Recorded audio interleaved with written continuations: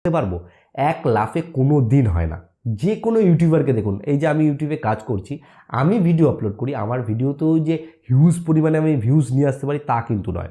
পুরোটাই ডিপেন্ড করে হচ্ছে অডিয়েন্সের টেস্টের উপর।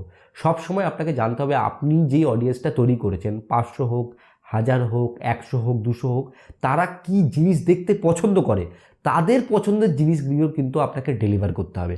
আর আরেকটা জিনিস আপনাদেরকে আমি সাজেশন দিতে চাই, সেটা হচ্ছে আপনি যখন ভিডিও তৈরি করবেন তখন হচ্ছে গিয়ে আপনাকে আপনার ভিডিওতে হুক ইউজ করতে হবে। হুক বলতে কি, যে ধরুন মাছ ধরার জন্য কি করা হয়, এক ধরনের হুক ইউজ করে, যে হুকের মাধ্যমে মাছটাকে কিন্তু ফাঁসিয়ে তুলে নেওয়া হয়।